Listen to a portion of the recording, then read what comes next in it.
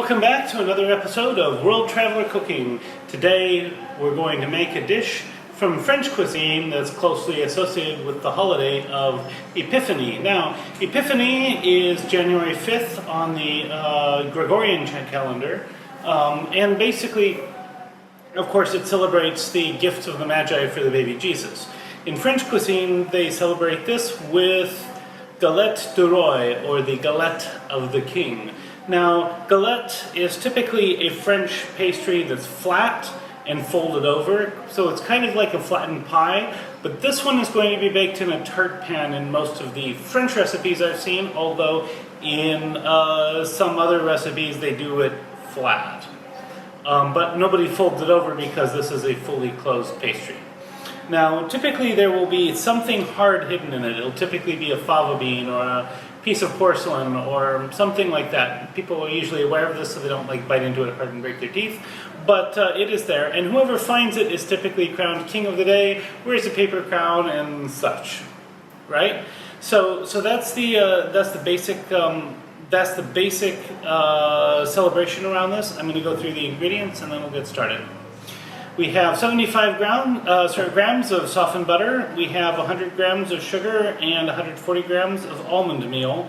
Now, I would love to try this with hazelnut meal instead, just because almonds are so often imported from California, where they're part of what's causing one of the scariest water crises in the world. So I have some ethical concerns about using almonds. I would love to try some other things. If you've tried them, let me know in the comments. Otherwise, I will probably do another one next year when I will try these with hazelnuts and compare. We're going to have 2 eggs into this creamy mixture, and we'll have another egg yolk for the egg wash. And then the recipes I've seen suggest at least half a kilogram of puff pastry. Here I have closer to 3/4 of a kilogram. So those are all of our ingredients. Now let's go ahead and get started. So the first step is to lay your puff pastry out into a tart pan. Make sure it kind of fits it nicely, and then prick the bottom. This is really important because when we bake it, we don't want air bubbles to push up. So we've gone ahead and done that. Next step is making the cream to go inside.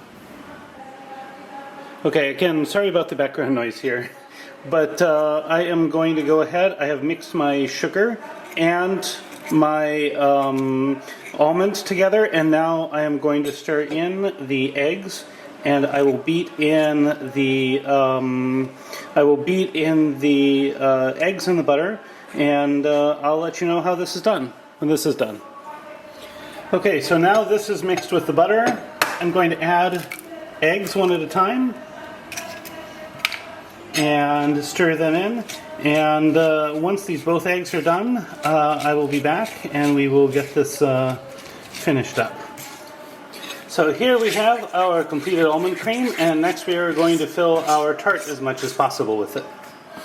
So here this is spread in the bottom of the tart, and frankly this tart pan is a little too big, so there's not enough almond cream in there probably, but I'm just going to go ahead and continue as it is.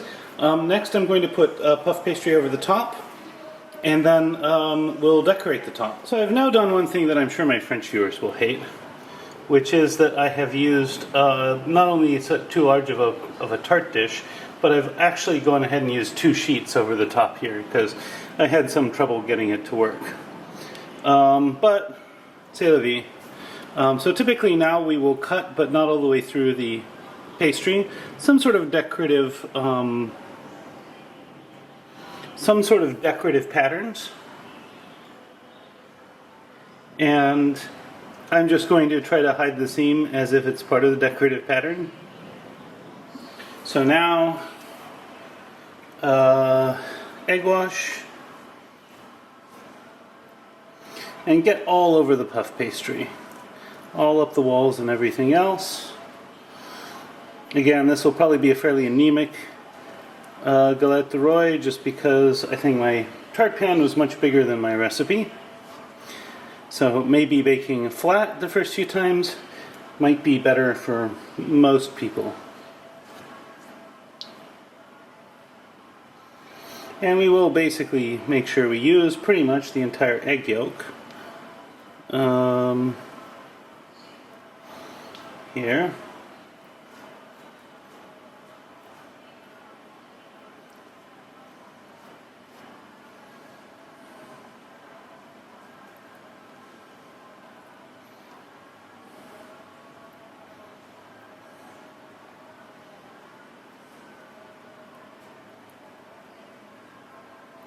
And away this goes into the oven. So we will be back in 20 minutes. And here we have our Galette de Rois. Next we're going to let this cool down for maybe half an hour to an hour, and then we'll do a taste test. And now getting ready for the taste test.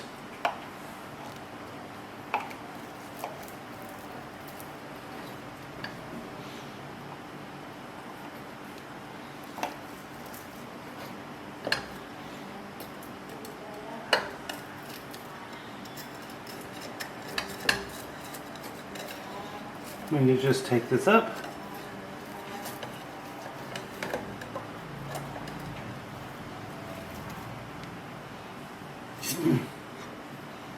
And looking at this actually doesn't look too bad. The portions look okay. So now we're going to go ahead and do the taste test here. And yeah, look at that. This is looking great. Next up, taste test. And now for the taste test.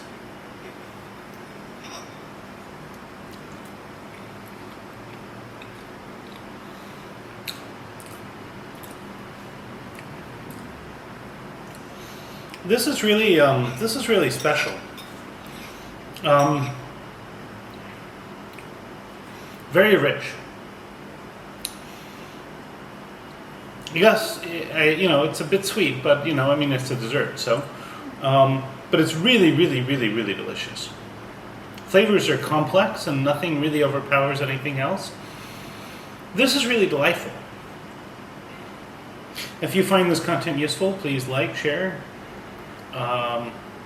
Subscribe, and if you make this dish, do it a little differently, please let me know in the comments. I always love these conversations, even when people do things differently, maybe even when they don't have a high opinion of how I do things.